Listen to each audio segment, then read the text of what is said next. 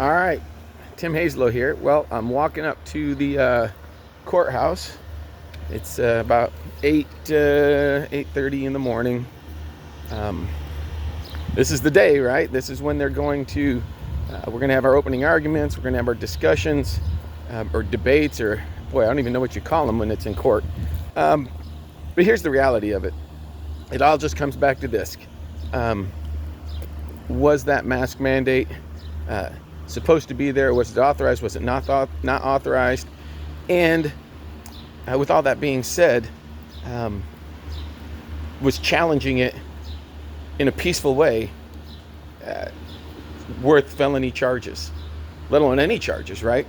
They dropped the only thing we were cited for, which was disorderly conduct. So we're going to fight the good fight. I mean, I say this every time, but it needs to be reiterated as often as possible that any prosecutor anytime can find something on you to charge you with. It's pretty simple. None of this stuff actually on its face seems real.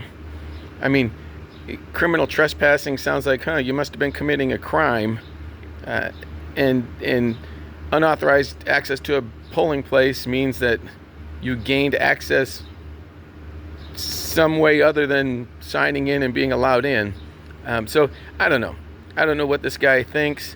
I do feel like he's biased. Unfortunately, the judge isn't going to let us bring up his past hatred for Republicans and conservatives. He's not going to let us bring up anything about the prosecutorial overreach and overstep, in our opinion. So we just got to fight this case and convince the jury that, hey, this is, and I'm not trying to put myself in this standard or anything or raise myself to this level, because this is not that significant. But this is like a Rosa Parks moment, right? When she sat in the front of the bus. It's not like I sat in the front of the bus, but all I did was say, hey, something's wrong here and we need to figure it out. And all I thought was going to happen was we'd go to a trial. The courts would decide whether or not she had the authority to make the mask mandate, and then everybody would know. It would have been over. Everybody who wants to go in would know that she has the authority to do that. She would know that she has the authority to do that. And in the other way, she would also know that she didn't have the authority if it went the other way. And everybody would know that she didn't have the authority if it went the other way. And then the people would accept it the way it was.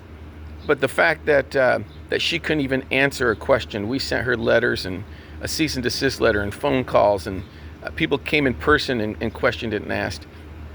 The fact that they couldn't even give us the courtesy of an answer, that just blows me away. And that's why we need to continue to challenge the authority of these low-level prosecutors, low-level politicians, and the prosecutor, right? Why would he come down from on high to prosecute the lowest level criminal case ever in disorderly conduct? That's the question. And so we just go from there, and we just keep fighting the good fight and hoping for the best. Anyway, Tim Hazlow signing off. I'll give you an update as I get it, and you guys have a great day.